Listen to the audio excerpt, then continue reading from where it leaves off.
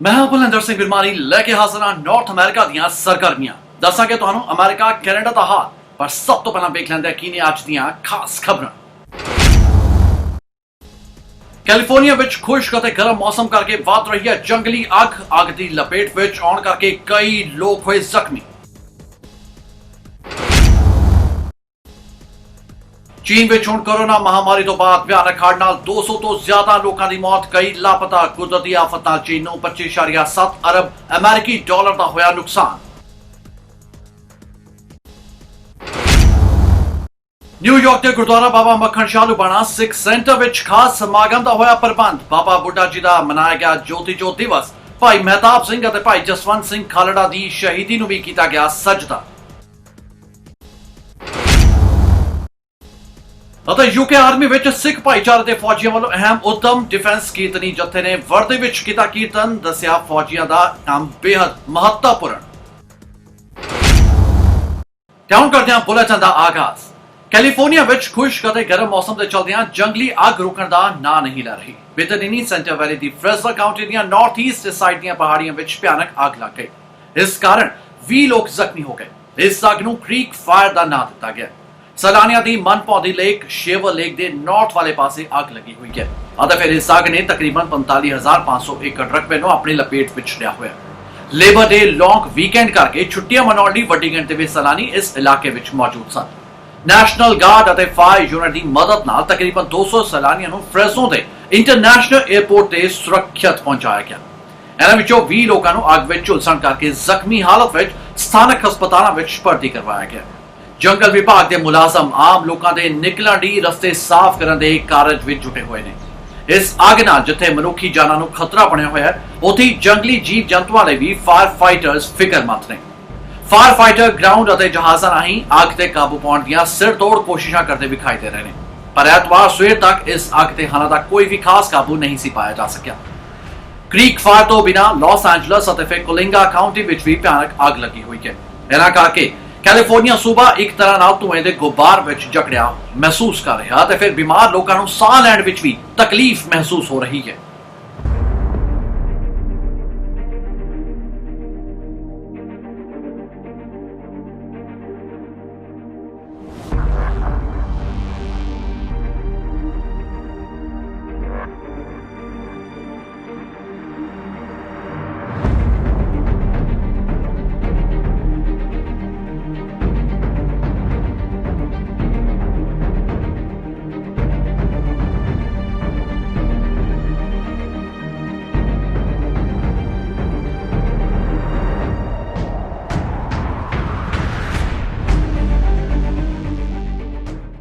So we could see out on both sides. It was just devastation. Everything as far as you could see was burned. It wasn't just like a little fire.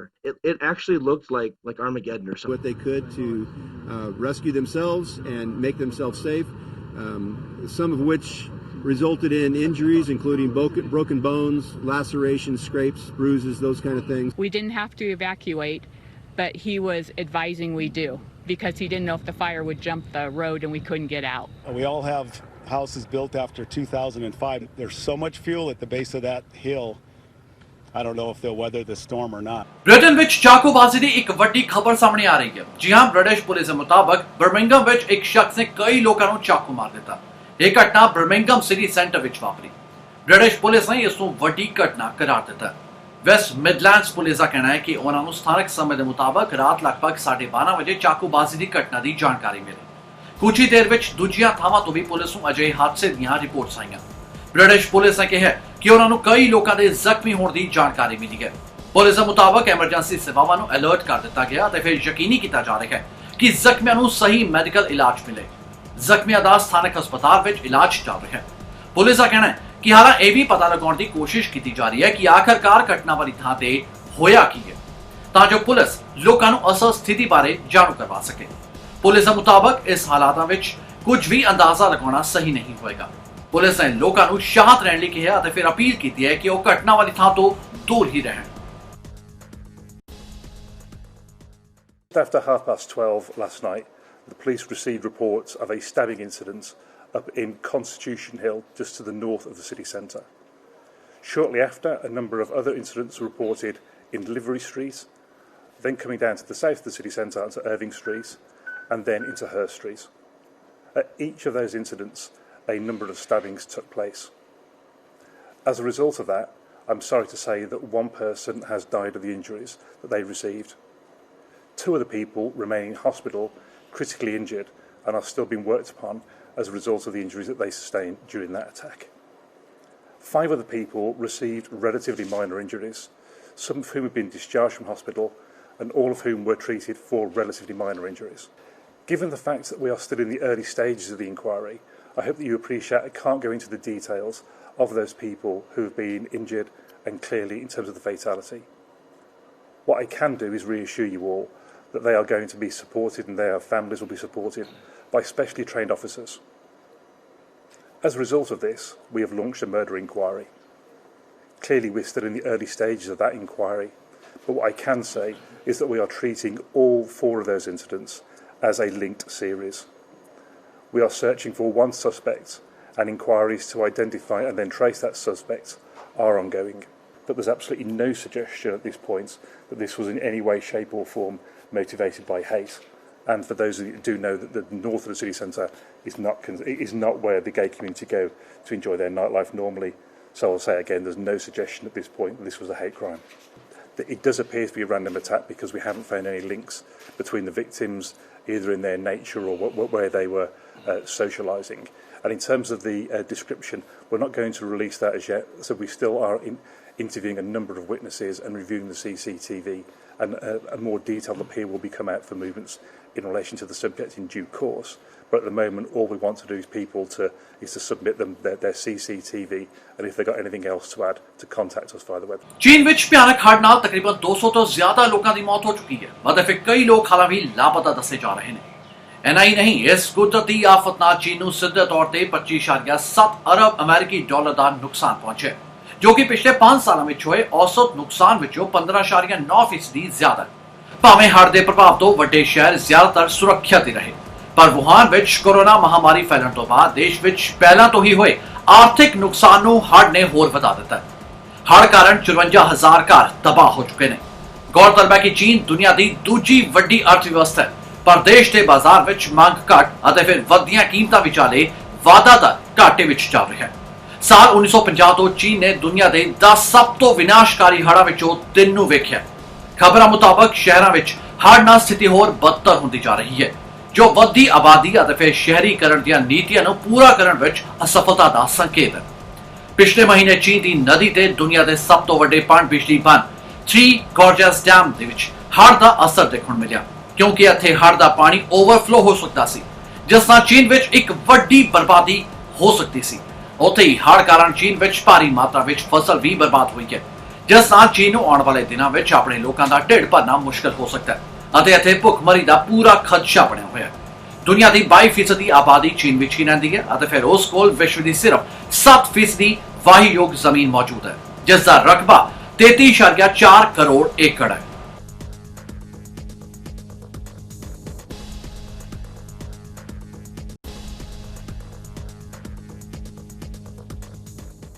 Sikh motorcycle club of Ontario वालों श्री गुरु ग्रंथ साहब जी के पहले प्रकाश पुरब के संबंध विच बीते दिनी motorcycle ride का खास तौर पर प्रबंध किया गया। इस राइड के जरिए लोगों को भी अपने नाल जोड़न की अपील की गई, ताकि इस महामारी के समय उन्होंने लोगों की मदद की जा सके जिन्होंने अज मदद की दरकार है। इस तो पहला Sikh motorcycle club of Ontario वालों इस राइड में शमूलियत करने लोगों को खास तौर पर अपील की गई सी। नाल ही उन्होंने वालों ब्रैम्पटन के मेयर वालों 6 सितंबर को खालड़ा दिवस के तौर पर मानता देने की खुशी भी साझी की गई सी, क्योंकि उन्होंने मुताबक यह एक इतिहासक दिन है जिसनों मानता देना समय की जरूरत है। गौरतलब है कि इस राइड विच जिथे सिख भाईचारे के लोगों ने तो शमूलियत की ही, उत्थे ही होरना भाईचारे के लोगों ने भी वध चढ़ के हिस्सा लिया।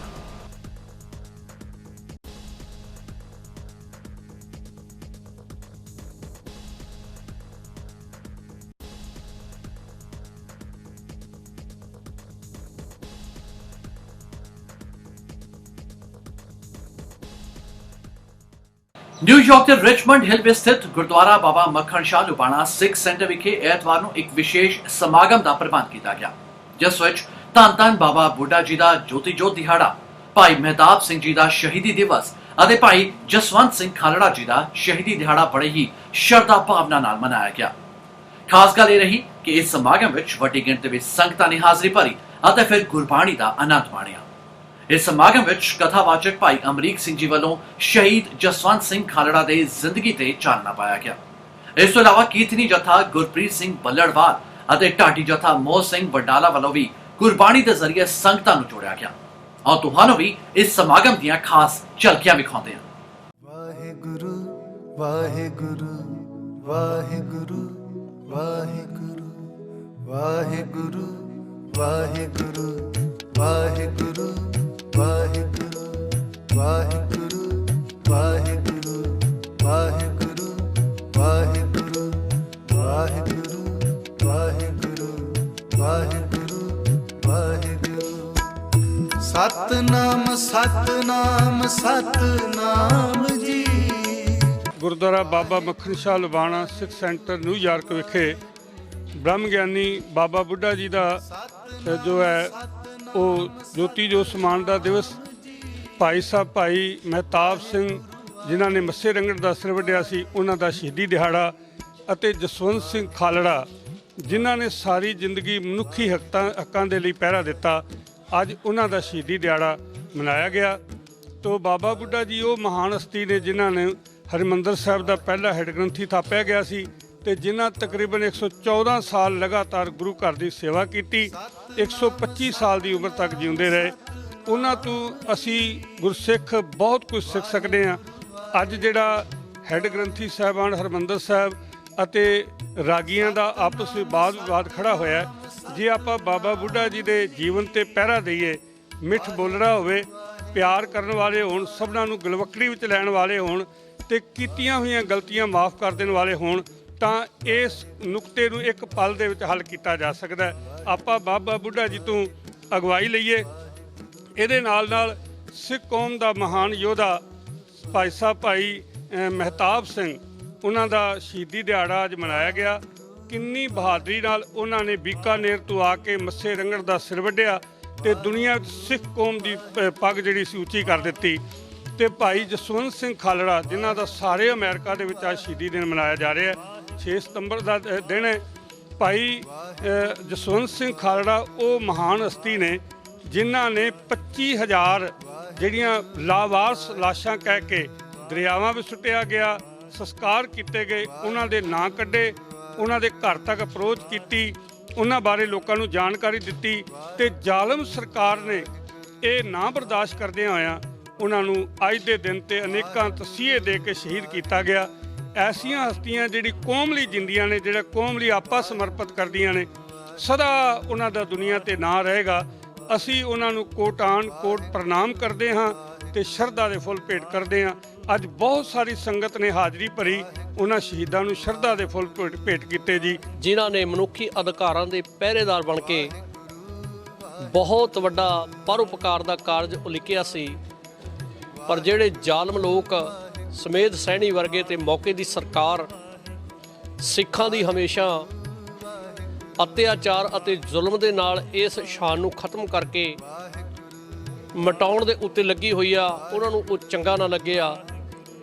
ਅਨੇਕਾਂ ਮਾਵਾਂ ਦੇ ਪੁੱਤ ਜਿਨ੍ਹਾਂ ਨੂੰ ਲਾਵਾਰਸ ਕਹਿ ਕੇ ਉਹਨਾਂ ਨੇ ਸਾੜ ਦਿੱਤਾ, ਪਤਾ ਨਹੀਂ ਕਿੱਥੇ ਕਿੱਥੇ ਸੁੱਟ ਦਿੱਤਾ, ਉਹਨਾਂ ਦੇ ਵਾਸਤੇ, ਉਹਨਾਂ ਪਹਿਚਾਣ ਕਰਾਉਣ ਵਾਸਤੇ, ਉਹਨਾਂ ਦੇ ਲੱਭਣ ਦੇ ਵਾਸਤੇ ਕੀਤੇ ਹੋਏ ਉਪਕਾਰ ਖਾਲੜਾ ਜੀ ਦੀ ਅੱਜ ਯਾਦ ਦੁਆਰੇ ਨੇ ਸਮੁੱਚੇ ਵਰਲਡ ਦੇ ਅੰਦਰ ਮਨਾਇਆ ਜਾ ਰਿਹਾ ਹੈ। ਜ਼ਾਲਮਾਂ ਨੂੰ ਚੰਗਾ ਨਾ ਲੱਗਿਆ, ਅੱਜ ਦੇ ਦਿਨ ਉਹਨਾਂ ਨੂੰ ਸ਼ਹੀਦ ਕਰ ਦਿੱਤਾ ਗਿਆ ਸੀ ਤੇ ਅੱਜ ਸਮੁੱਚਾ ਵਰਲਡ ਉਹਨਾਂ ਨੂੰ ਯਾਦ ਕਰ ਰਿਹਾ। ਜਿਹੜਾ ਮਨੁੱਖੀ ਹੱਕਾਂ ਦੇ ਅਧਿਕਾਰ ਵਾਸਤੇ ਬੋਲਦਾ ਰਿਹਾ ਹਮੇਸ਼ਾ ਔਰ ਵੱਡੀ ਕੁਰਬਾਨੀ ਕਰਕੇ ਗਿਆ, ਉਸ ਅਮਰ ਸ਼ਹੀਦ ਨੂੰ ਦਿਲੋਂ ਨਾ ਭੁਲਾਈਏ। ਆਓ ਐਸੇ ਸ਼ਹੀਦਾਂ ਦੀ ਕਦਰ ਕਰੀਏ ਜਿਨ੍ਹਾਂ ਨੇ ਕਿਸੇ ਮਨੁੱਖੀ ਅਧਿਕਾਰ ਵਾਸਤੇ ਸੰਘਰਸ਼ ਕੀਤਾ ਔਰ ਧਰਮ ਦੇ ਵਾਸਤੇ ਕੋਈ ਪਰਉਪਕਾਰ ਦਾ ਕਾਰਜ ਕੀਤਾ। ਮੈਂ ਇਹ ਬੇਨਤੀ ਕਰਨੀ ਚਾਹੁੰਦਾ ਵਾਂ ਸਾਰੀ ਸੰਗਤ ਨੂੰ, ਐਸੇ ਸ਼ਹੀਦਾਂ ਨੂੰ ਦਿਲੋਂ ਨਾ ਭੁਲਾਵੋ ਜਿਨ੍ਹਾਂ ਨੇ ਕੌਮ ਦੇ ਵਾਸਤੇ ਬਹੁਤ ਵੱਡੀ ਕੁਰਬਾਨੀ ਕੀਤੀ ਹੈ। ਅਮਰ ਸ਼ਹੀਦ ਭਾਈ ਸਾਹਿਬ ਭਾਈ ਜਸਵੰਤ ਸਿੰਘ ਜੀ ਖਾਲੜਾ ਸਾਹਿਬ। ਜਿਹੜੀ ਪੰਜਾਬ ਦੀ ਸਿਆਸਤ ਹੈ, ਮੈਂ ਤਾਂ ਕਹਿੰਦਾ ਬਲਕਿ ਪੂਰੇ ਹਿੰਦੁਸਤਾਨ ਦੀ ਸਿਆਸਤ ਹੈ, ਉਹ ਲੋਕ ਪੱਖੀ ਨਹੀਂ ਹੈ। ਉਹ ਲੋਕਾਂ ਦੀ ਭਲਾਈ ਨਾਲ ਉਹਨਾਂ ਦਾ ਕੋਈ ਸੰਬੰਧ ਨਹੀਂ। ਇੱਥੇ ਕੰਮ ਬਣ ਗਿਆ, ਤੂੰ ਮੈਨੂੰ ਬਣਾ ਦੇ, ਮੈਂ ਤੈਨੂੰ ਬਣਾ ਦੇਣਾ। ਹਾਂਜੀ, ਤੇ ਸਰਕਾਰਾਂ ਇੱਥੋਂ ਤੱਕ ਕਹਿਣ ਲੱਗ ਪਈਆਂ ਵੀ ਸਰਕਾਰਾਂ ਦਾ ਖਜ਼ਾਨਾ ਖਾਲੀ ਹੈ।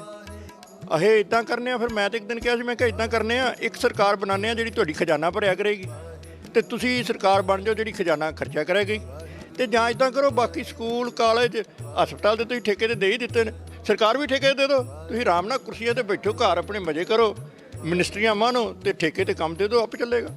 ਜਿੰਨਾ ਚਿਰ ਅਸੀਂ ਸ਼ਹੀਦਾਂ ਦਾ ਮਾਣ ਨਾ ਕਰਾਂਗੇ, ਇਹ ਜਿਹੜੇ ਲੋਕ ਕੁਰਬਾਨੀ ਕਰਦੇ ਨੇ, ਇਹ ਬਿੰਬ ਇਕੱਲੇ ਪੰਜਾਬ ਦਾ ਨਹੀਂ, ਇਕੱਲੇ ਇੰਡੀਆ ਦਾ ਨਹੀਂ। ਜਸਵੰਤ ਸਿੰਘ ਖਾਲੜਾ ਪੂਰੇ ਵਿਸ਼ਵ ਦਾ ਬਿੰਬ ਹੈ, ਜਿਹਨੇ ਲੋਕ ਰਾਜੀ ਕਦਰਾਂ ਕੀਮਤਾਂ ਦੇ ਪ੍ਰਚਾਰ ਲਈ, ਉਹਨਾਂ ਨੂੰ ਬਚਾਉਣ ਲਈ ਆਪਣੇ ਜੀਵਨ ਦਾ ਬਲੀਦਾਨ ਦਿੱਤਾ ਹੈ। ਮੈਂ ਸਮਝਣਾ ਜੇ ਅਮਰੀਕਾ 'ਚ 6 ਤਰੀਕ ਉਹਨੂੰ ਸਮਰਪਿਤ ਹੋਈ ਹੈ, ਅਤੇ this is the best decision American government has made it. ਇਹ ਸਾਰੇ ਲੋਕ ਜਿਹੜੇ ਨੇ ਇੱਕ ਲੋਕ ਰਾਜੀ ਇਤਿਹਾਸ, ਵਿਸ਼ਵ ਇਤਿਹਾਸ ਦੇ ਵਿੱਚ ਇਹ ਨਵੇਂ ਸਬਕ ਜਿਹੜੇ ਨੇ ਉਹ ਲਿਖ ਰਹੇ ਨੇ, ਔਰ ਜਿਨ੍ਹਾਂ ਤੋਂ ਸਾਰੀ ਦੁਨੀਆ ਜਿਹੜੀ ਪ੍ਰਭਾਵਿਤ ਹੋਏਗੀ। 6 ਸਤੰਬਰ ਜਿਹੜਾ ਦਿਨ ਹੈ, ਸਰਦਾਰ ਜਸਵੰਤ ਸਿੰਘ ਜੀ ਖਾਲੜਾ ਜਿਨ੍ਹਾਂ ਨੇ ਜਿਹੜਾ ਮਾਨਵਤਾ ਦਾ ਘਾਣ ਹੋ ਰਿਹਾ ਸੀ ਉਸ ਦੀ ਆਵਾਜ਼ ਚੁੱਕੀ ਸੀ, ਅਤੇ ਖੁਦ ਨੂੰ ਵੀ ਸ਼ਹੀਦ ਹੋਣਾ ਪਿਆ। ਆਓ ਜਿਸ ਤਰ੍ਹਾਂ ਹੋਰ ਦੇਸ਼ਾਂ ਦੇ ਵਿੱਚ ਮਾਨਵਤਾ ਦੀ ਜਿਹੜੀ ਜ਼ਰੂਰਤ ਹੈ ਜਾਂ ਮਾਨਵਤਾ ਦਾ ਜਿਹੜਾ ਭਾਰ ਹੈ ਉਸ ਨੂੰ ਮੰਨਿਆ ਜਾਂਦਾ ਹੈ, ਇਸ ਤਰ੍ਹਾਂ ਹੀ ਇੰਡੀਆ ਨੂੰ ਵੀ ਇਹ ਸਬਕ ਲੈਣਾ ਚਾਹੀਦਾ ਹੈ ਕਿ ਜਦੋਂ ਕਿਤੇ ਮਾਨਵਤਾ ਦਾ ਘਾਣ ਹੋ ਰਿਹਾ ਹੈ ਅਤੇ ਉਸ ਦੀ ਰਾਖੀ ਲਈ ਜਦੋਂ ਕੋਈ ਸ਼ਹੀਦ ਹੁੰਦਾ ਹੈ ਅਤੇ ਉਸ ਤੋਂ ਵੀ ਕੁਝ ਸਿੱਖ ਕੇ ਇਹ ਉੱਥੇ ਦੀਆਂ ਗੌਰਮੈਂਟਾਂ ਨੂੰ ਜਾਂ ਉੱਥੇ ਦੇ ਜਿਹੜੇ ਹੋਰ ਵਸਿੰਦੇ ਹਨ ਉਹਨਾਂ ਨੂੰ ਪ੍ਰੇਰਨਾ ਲੈਣੀ ਚਾਹੀਦੀ ਹੈ, ਅਤੇ ਮਾਨਵਤਾ ਦੀ ਰਾਖੀ ਲਈ ਜਿਹੜਾ ਹੈ ਸਾਨੂੰ ਤਤਪਰ ਹੋਣਾ ਚਾਹੀਦਾ ਹੈ। ਮੈਂ ਖਾਲੜਾ ਸਾਹਿਬ ਨੂੰ, ਜਿਨ੍ਹਾਂ ਨੇ ਆਪਣੀ ਕੁਰਬਾਨੀ ਦੇ ਕੇ ਇਸ ਦੀ ਰਾਖੀ ਕਰਨ ਦਾ ਵਚਨ ਕੀਤਾ ਸੀ, ਆਓ ਅਸੀਂ ਵੀ ਇਹ ਸਿੱਖ ਕੇ ਉਹਨਾਂ ਕੋਲੋਂ, ਅਤੇ ਅਸੀਂ ਵੀ ਕੋਸ਼ਿਸ਼ ਕਰੀਏ ਕਿ ਜਿੱਥੇ ਮਾਨਵਤਾ ਦਾ ਘਾਣ ਹੋ ਰਿਹਾ ਹੈ ਉਸ 'ਤੇ ਜਾ ਕੇ ਆਪਣੀਆਂ ਆਵਾਜ਼ਾਂ ਬੁਲੰਦ ਕਰੀਏ ਅਤੇ ਉਹਨਾਂ ਦੇ ਸਾਥ ਖੜੀਏ। ਮੈਂ ਖਾਲੜਾ ਨੂੰ ਅੱਜ ਸ਼ਰਧਾ ਦੇ ਫੁੱਲ ਭੇਟ ਕਰਦਾ ਹਾਂ, ਅਤੇ ਨਾਲ ਦੀ ਨਾਲ ਇਹ ਉਮੀਦ ਕਰਦਾ ਹਾਂ ਕਿ ਆਉਣ ਵਾਲੇ ਸਮੇਂ ਦੇ ਵਿੱਚ ਜਿਹੜਾ ਹੈ ਹੋਰ ਵੀ ਸਿੱਖ ਸੰਗਤਾਂ ਹਨ ਜਿਹੜੀਆਂ ਉਹ ਜਿੱਥੇ ਵੀ ਮਾਨਵਤਾ ਦਾ ਘਾਣ ਹੋਏਗਾ ਉਹ ਉਹਦੇ ਲਈ ਖੜਨਗੀਆਂ। ਆਪ ਸੰਗਤਾਂ ਨੂੰ ਪਤਾ ਹੈ ਗੁਰੂ ਘਰ ਦੀ ਜਿਹੜੀ ਪ੍ਰਬੰਧਕ ਕਮੇਟੀ ਹੈ ਉਹ ਚੇਂਜ ਹੋ ਜਾਣੀ ਅਗਲੇ ਮਹੀਨੇ, ਪਹਿਲੇ ਅਕਤੂਬਰ ਤੋਂ ਬਾਅਦ। ਤਾਂ ਆਪ ਸੰਗਤਾਂ ਦੀ ਬੇਨਤੀ ਹੈ, ਜਿਨ੍ਹਾਂ ਨੇ ਵੀ ਪ੍ਰਬੰਧ ਵਿੱਚ ਆਉਣਾ ਹੈ ਤਾਂ ਉਹ ਆਪਣੀ ਐਪਲੀਕੇਸ਼ਨ ਜਿਹੜੀ ਉੱਪਰ ਆਫਿਸ ਦੇ ਵਿੱਚ 13 ਮੈਂਬਰੀ ਬੈਠੀ ਹੈ ਉਹਦੇ ਜਾ ਕੇ ਆਪਣੀ ਐਪਲੀਕੇਸ਼ਨ ਦੇ ਦਿਓ। ਜਿਨ੍ਹਾਂ ਨੇ ਵੀ ਜਿਹੜੇ ਵੀ ਥਾਂ 'ਤੇ ਸੇਵਾ ਕਰਨੀ ਹੈ ਉਹ ਉਸ ਹਿਸਾਬ ਨਾਲ ਆਪਣੀ ਜਿਹੜੀ ਉਹ ਐਪਲੀਕੇਸ਼ਨ ਜ਼ਰੂਰ ਦਿਓ, ਅਤੇ ਨੈਕਸਟ ਵੀਕ 13 ਤਰੀਕ ਨੂੰ ਵੀ ਉਹਦੀ ਐਪਲੀਕੇਸ਼ਨ ਜਿਹੜੀ ਹੈ ਦਿੱਤੀ ਜਾਵੇਗੀ।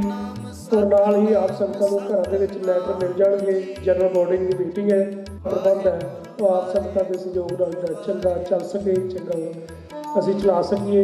ਆਪ ਸੰਗਤਾਂ ਦਾ ਸਹਿਯੋਗ ਚਾਹੀਦਾ ਹੈ। ਹੁਣ ਤੁਹਾਨੂੰ ਵਿਖਾਉਂਦੇ ਹਾਂ ਯੂਕੇ ਵਿੱਚ ਸਿੱਖ ਭਾਈਚਾਰੇ ਨਾਲ ਸੰਬੰਧਿਤ ਡਿਫੈਂਸ ਕੀਰਤਨੀ ਜਥੇ ਵੱਲੋਂ ਗਾਏ ਗਏ ਸ਼ਬਦ ਦੀਆਂ ਕੁਝ ਖਾਸ ਝਲਕੀਆਂ, ਜੋ ਕਿ ਯੂਕੇ ਵਿੱਚ ਆਰਮੀ ਵਿੱਚ ਸੇਵਾਵਾਂ ਪ੍ਰਦਾਨ ਕਰ ਰਹੇ ਨੇ। ਉਹਨਾਂ ਨੇ ਆਪਣੀ ਡਿਊਟੀ ਤੇ ਰਹਿੰਦਿਆਂ ਫੌਜੀ ਕੱਪੜੇ ਪਾ ਕੇ ਨਾ ਸਿਰਫ ਇਹ ਦੱਸਿਆ ਕਿ ਉਹਨਾਂ ਲਈ ਆਪਣਾ ਕੰਮ ਕਿੰਨਾ ਮਹੱਤਵਪੂਰਨ ਹੈ, ਬਲਕਿ ਉਹਨਾਂ ਨੇ ਹੈਲੀਕਾਪਟਰ ਦੇ ਨੇੜੇ ਬੈਠ ਕੇ ਰਸਪੀਨਾ ਸ਼ਬਦ ਦਾ ਗਾਇਨ ਵੀ ਕੀਤਾ। ਇਸ ਦੌਰਾਨ ਕਿਹੋ ਜਿਹਾ ਨਜ਼ਾਰਾ ਬਣਿਆ ਅਤੇ ਫਿਰ ਕੀ ਕੁਝ ਕਿਹਾ ਗਿਆ ਇਹਨਾਂ ਵੱਲੋਂ, ਆਓ ਤੁਹਾਨੂੰ ਵੀ ਵਿਖਾਉਂਦੇ ਹਾਂ। We are the Defence Kirtan Jatha, which is a part of Defence Sikh Network. We are all part of UK Defence. We have a passion for Kirtan, which is Sikh religious music. We encourage more Sikhs in defence to come forward, learn Kirtan and perform actively. We were inspired by images of Sikhs performing Kirtan during World War I in the trenches in France. We hope that we can carry on that legacy and tradition to the present day.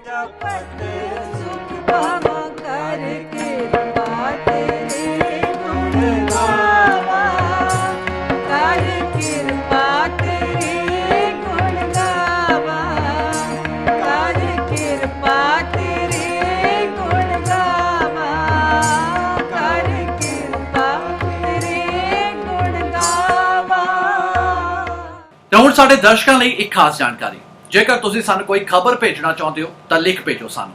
ਸਾਡਾ email ਪਤਾ ਹੈ info@cktimetv.com।